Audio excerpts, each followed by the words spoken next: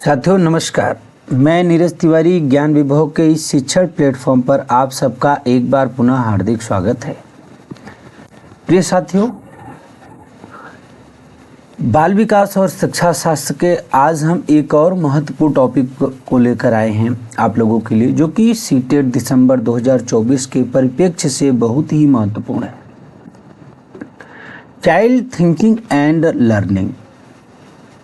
बच्चे क्या सोचते हैं, किस प्रकार से चीज़ों को सोचते हैं, कैसे सीखते हैं, आज इसके बारे में हम डिटेल में अध्ययन करेंगे। तो मित्रों, आप सबसे यही आग्रह है कि इस वीडियो को लास्ट तक देखना। मुझे उम्मीद है आप लोग इस वीडियो से बहुत अच्छा सीख पाएंगे और एटलीस्ट 1 से 2 मार्क्स 3 मार्क्स इस वीडियो के माध्यम से आप लोग पा सकते हैं अपने इस एग्ज़ाम में। तो आइए इस वीडियो को स्टार्ट करते हैं। वीडियो को लास्ट तक देखना आप लोग, ठीक है। सबसे पहला है बच्चों का सोचना और सीखना, चाइल्ड थिंकिंग एंड लर्निंग। बच्चों का सोचना और सीखना एक जटिल प्रक्रिया है। वे अपने आसपास की दुनिया को समझने और उनमें अपनी जगह बनाने की कोशिश करते हैं। जैसे अब बच्चा क्लास में है और वो इस प्रकार से चीज़ें करना चाहता है ताकि क्लासरूम में उसका एक महत्वपूर्ण स्थान हो। अब वो अपने आप को प्रेजेंट, यानी कि एक शो ऑफ करने की बच्चे की इच्छा होती है, ताकि लोग मुझे जाने, मेरी शाबाशी करें। तो बच्चों का सोचना और सीखना एक रोमांचक प्रक्रिया तो है, और वो अपने आसपास के ही लोगों से सीखते हैं। समझ गए? शिक्षण अधिगम की मूल प्रक्रियाएं, यानी कि जो शिक्षण अधिगम है, शिक्षण अधिगम की जो मूल प्रक्रियाएं होती हैं वो आपकी क्या क्या होती हैं? अनुदेशन होता है, अभ्यास होता है, प्रतिक्रिया होती है, समायोजन होता है। समझ रहे? यानी कि शिक्षण छात्रों को ज्ञान और कौशल प्रदान करते हैं। शिक्षक क्या करते हैं? बच्चों को ज्ञान और कौशल देते हैं, यानी कि स्किल्स देते हैं उनको सीखने की। अभ्यास, छात्र नए ज्ञान और कौशल का अभ्यास करते हैं। उनको नई नई स्किल्स जब पता चलती है कि हमें 1+1 कैसे करेंगे, या फिर 12 में से 8 को कैसे घटाएंगे, या फिर हासिल वाले जो घटाने उनको कैसे करेंगे, जब शिक्षक इस प्रकार के कौशल बच्चों को सिखाते हैं तो बच्चे क्या करते हैं? उसका अभ्यास करके सीखते हैं। और शिक्षक छात्रों को सीखने की प्रतिक्रिया, शिक्षक छात्रों को सीखने की प्रकृति का आकलन करते हैं और उन्हें प्रतिक्रिया प्रदान करते हैं। मैं बताया ना कि बच्चों अध्यापक क्या करते हैं? उनको देखते हैं और उनको कई प्रकार की शाबाशी, जैसे गुड, वेरी गुड या स्टार्स देते हैं। ये प्रतिक्रिया में आ जाती है। अब आता है समायोजन। शिक्षक अपनी शिक्षण रणनीतियों को छात्रों की जरूरतों के अनुसार समायोजित करते हैं। एक बच्चा है जो कि प्रतिभाशाली है, एक बच्चा कम प्रतिभाशाली है, तो शिक्षक को क्या चाहिए? अपने रणनीतियों में बदलाव करे कि सिर्फ प्रतिभाशाली बच्चों के अनुसार नहीं चले, कम प्रतिभाशाली बच्चों को भी ध्यान में रखते हुए ऐसी रणनीतियां बनाएं कि जो क्या हो, दोनों छात्रों के लिए उपयोगी हो। तो इसीलिए क्या होता है? समायोजन होता है। बच्चों की सीखने की रणनीतियां, बच्चे कैसे सीखते हैं? बच्चे अनुकरण के माध्यम से सीखते हैं, देख कर समझ कर सीखते हैं। खेल के माध्यम से बच्चे बहुत कुछ सीखते हैं। क्लासरूम में कहानियां सुनाते हुए, खेल के माध्यम से, अनुभव के आधार पर बच्चे अपने स्वयं के, यानी कि गलतियां करके सीखते हैं। भाषा बच्चों के सीखने का एक महत्वपूर्ण उपकरण है। साथियों, जितना उपयोगी आपकी भाषा है, यानी कि कहानियों के माध्यम से, भाषा के माध्यम से बच्चे बहुत कुछ सीख सकते हैं। ठीक है ना? तो ये इनकी रणनीतियाँ होगी, बच्चों के सीखने की रणनीतियाँ हो गई। सीखना एक सामाजिक गतिविधि के रूप में भी आता है, यानी कि बच्चे सहयोग के माध्यम से सीखते हैं। हम उनके कहते हैं बच्चों को शिक्षण अधिगम में सहयोगात्मक अधिगम बहुत ही महत्वपूर्ण है। जैसे कि बच्चों को आप समूह में कार्य कराने के लिए बोल दें तो बच्चा वहाँ एक दूसरे बच्चे के सहयोग से सीखता है। संवाद के माध्यम से बच्चे सीखते हैं, बच्चे दूसरों के साथ बातचीत करके सीखते हैं। सांस्कृतिक प्रभाव यानी कि बच्चा जिस सांस्कृतिक सामाजिक परिवेश में रहता है उससे प्रभावित होकर बच्चा सीखने लगता है। सहयोगात्मक अध्ययन से संवाद यानी बातचीत के माध्यम से बच्चा सीख जाता है। सांस्कृतिक प्रभाव, बच्चा जिस सांस्कृतिक परिवेश में रहेगा उससे प्रभावित होकर सीखता है।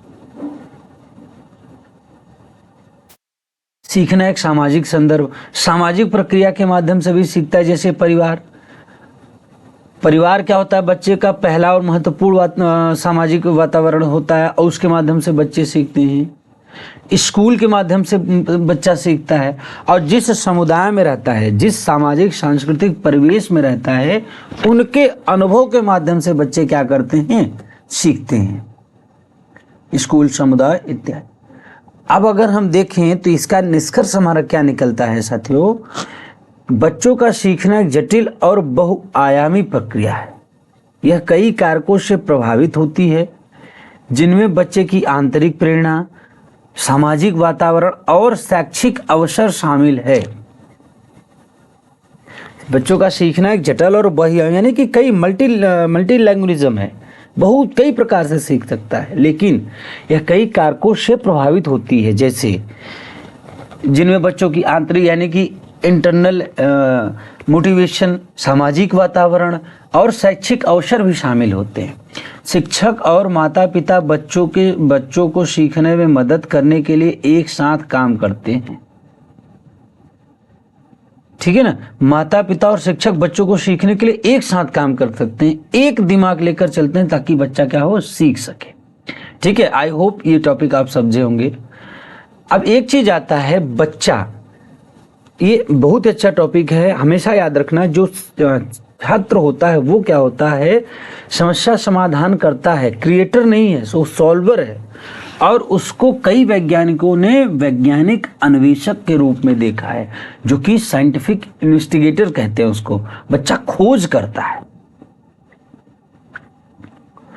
तो कुछ का मानना यही है कि बच्चे जन्मजात जिज्ञासु होते हैं। वे अपने आसपास की दुनिया के बारे में परस्पर सवाल पूछते रहते हैं और समझने का प्रयास करते हैं। मतलब बच्चा सिर्फ जानकारी नहीं चाहता, बल्कि समस्याओं को हल करने और वैज्ञानिक तरीके से सोचने की क्षमता भी विकसित करते हैं। हम बचपन में थे, हम कोई चीजें देखते थे, समझते थे, उनके बारे में अपने बड़ों से पूछते थे और हम कहीं ना कहीं ये भी कहते थे कि इसको ऐसे कर दीजिए तो वो हो सकता है सॉल्व हो जाए। तो यानी कि छात्र सिर्फ जानकारी नहीं प्राप्त करता है बच्चा, बल्कि वो खोज भी करता है। वो क्या करता है, खोज करता है और समस्याओं को सॉल्व करता है, क्रिएट नहीं करता। जैसे बच्चे बचपन से ही समस्याओं का समाधान करना शुरू कर देते हैं, चाहे खिलौने का ठीक करना हो या किसी खेल में जीतना हो। वे तमाम प्रकार की रणनीतियां अपनाते हैं जिससे कि प्रॉब्लम सॉल्व हो। जैसे क्या क्या, प्रयास और त्रुटि। बच्चे अक्सर विभिन्न तरीके आजमाते हैं और देखते हैं कि कौन सा तरीका काम करता है। अब आता है अनुकरण। वे दूसरों को देखकर सीखते हैं और उनके तरीकों का अनुकरण भी करते हैं। जैसे जैसे बच्चे बड़े होते हैं, यानी कि वे तार्किक सोच का उपयोग करके समस्याओं का समाधान करते हैं। क्या करते हैं, तार्किक सोच का प्रयोग करके। ठीक है, अब आता है आपका वैज्ञानिक अन्वेषण। यानी कि छात्र सिर्फ एक छात्र नहीं होता है, वो खोजकर्ता होता है। उनको कई सारे वैज्ञानिक ने वैज्ञानिक अन्वेषक के रूप में देखा है। बच्चे लगातार आसपास की दुनिया से क्या करते हैं, आसपास की दुनिया के बारे में, खेतों के बारे में, कोई नई फैक्ट्रीज दिखी उनके बारे में, गाड़ियों के बारे में, तमाम सारी चीज़ें जो दिखती हैं उनके बारे में लगातार पूछते रहते हैं कि पापा ये क्या है, दादा ये क्या है। हर चीज़ों का उत्तर जानने के लिए वो जिज्ञासु होते हैं, वो प्रयासरत पूछते हैं। समझ रहे हैं कि भाई इसमें से अमरूद क्यों आता है, या ये आम कहाँ से आया। हर चीज़ों के बारे में प्रश्न पूछते हैं। समझ रहे हैं, और वो अवलोकन भी करते हैं अपनी आसपास की चीज़ों का। जैसे बता रहा हूँ ना, वो प्रश्न पूछते हैं और अवलोकन करते हैं आसपास की चीज़ों का कि ये सामान यहाँ पड़ा था तो यहाँ कैसे आ गया। और वे प्रयोग भी करना जानते हैं। वे प्रयोग करके चीजों के बारे में जानने की कोशिश करते हैं और फिर अंत में क्या करते हैं, प्रॉब्लम को सॉल्व करके उसका एक निष्कर्ष, सारांश निकालते हैं। अपने प्रयोगों के आधार पर निष्कर्ष निकालते हैं कि हम सही हैं या गलत हैं। तो अगर कभी कोई प्रश्न आता है कि क्या बच्चे वैज्ञानिक अन्वेषक हैं, तो आप लोग डेफिनेटली यस लगाएंगे, क्योंकि बच्चा सिर्फ एक बच्चा नहीं है कि उसको जानकारी मिल गई वो शांत हो गया। नहीं, वो उसको जानकारी मिली, लेकिन अब उसके माध्यम से वो नए कौशल सीखेगा और आसपास की दुनिया को जैसे जानकारी मिली तो उसके बारे में लगातार प्रयास करेगा कि ये चीज कैसे हुआ, और उसके आधार पे वो निष्कर्ष निकालने लगता है। तो आई होप आप लोग समझ गए होंगे कि बच्चा क्या होता है, एक हमारा वैज्ञानिक अन्वेषक होता है। अब आता है बच्चों में सीखने की वैकल्पिक अवधारणाएं, यानी कि alternative concept of learning in child या फिर चिल्ड्रन। बच्चों की त्रुटियों के रूप में सीखने के महत्वपूर्ण चरण। हमेशा याद रखना कि बच्चे गलतियों के ही माध्यम से सीखते हैं और नई जानकारियों प्राप्त करते हैं।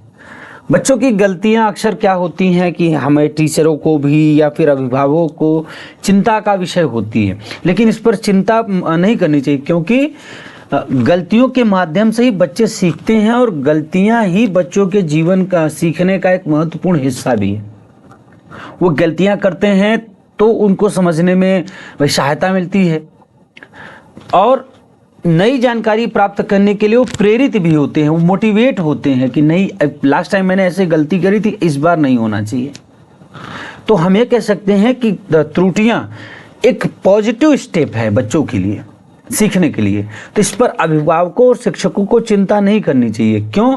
क्योंकि गलतियां करना उनके जीवन का एक महत्वपूर्ण हिस्सा है और इसी से वो बच्चा प्रेरित होकर नई जानकारी प्राप्त करता है और नए कौशल सीखता है। तो क्या होता है, गलतियां सोच को प्रेरित करती हैं। जब बच्चे गलती करते हैं तो वे सोचने लगते हैं कि उन्होंने क्या गलत किया है, इसे कैसे ठीक किया जा सकता है, और धीरे धीरे गहराई के सोच में जाते हैं, जिससे क्या होता है, बच्चे प्रेरित हो जाते हैं और जल्दी सीख जाते हैं। गलतियां क्या होती हैं साथियों? गलतियां सीखने की प्रक्रिया को दर्शाती है, भाई दिखाती हैं कि किस स्तर पर उन्हें किसी तरह मदद की आवश्यकता है। गलतियां उनके आत्मविश्वास को भी बढ़ाती हैं। जब बच्चे गलतियों से सीखते हैं तो उनका आत्मविश्वास डेफिनेटली क्या होगा, बढ़ेगा। और जब उनको पता चलता है कि मैं इन गलतियों से कैसे निकल सकता हूं, और भी वो नई चीजें सीखते हैं उस गलतियों से निकलने के लिए, उस गलती को ठीक करने के लिए। ठीक है। अब आता है बच्चों के सीखने के बारे में गलत धारणाएं। ठीक है, बच्चों के सीखने के बारे में कुछ गलत धारणाएं भी जो शिक्षक को प्रभावित कर सकती हैं। जैसे सभी बच्चे एक ही गति से सीखते हैं। जैसे कुछ लोग सोचते हैं कि भाई मैंने तो ऐसे पढ़ा दिया, बच्चे सभी सीख गए होंगे। नहीं, क्यों? क्योंकि इंडिविजुअल डिफरेंसेस हैं हर व्यक्तियों में, हर बच्चों में व्यक्तिगत भिन्नताएं हैं। सब बच्चा एक समान नहीं होता और वो ये सोच सकते हैं या तो बच्चा बुद्धिमान होता है या नहीं होता है। हर बच्चा बुद्धिमान होता है, लेकिन हर व्यक्ति का अपना कौशल अलग अलग है। हर बच्चे का कौशल अलग है। कोई छात्र खेल में निपुण है तो कोई छात्र पढ़ने में, कोई गणित में निपुण है तो कोई हिंदी में, कोई सामाजिक विज्ञान में निपुण है तो कोई विज्ञान में निपुण है। हर व्यक्तियों की, हर बच्चे की अपनी अलग अलग व्यक्तिगत भिन्नताएं हैं। वे अलग अलग प्रक्रिया से सीखते हैं। कुछ कहानी के माध्यम से सीखते हैं, कुछ अनुकरण के माध्यम से सीखते हैं, कुछ अभ्यास के माध्यम से सीखते हैं, कुछ गलतियों के माध्यम से सीखते हैं। सीखते सभी बच्चे हैं, लेकिन सीखने का, समझने का उनका हर बच्चे का अलग अलग नजरिया होता है। जैसे कि गणित सभी पढ़ाते हैं, कुछ नोट्स के माध्यम से पढ़ाते हैं। हर अध्यापक का पढ़ाने का अलग अलग तरीका होता है। ठीक है। तो अध्यापकों को ये नहीं लगना चाहिए कि गलतियां बुरी होती हैं, गलतियां अच्छी होती हैं। बच्चा गलती करे तो जान जाइए कि ये बच्चा अच्छा कर रहा है।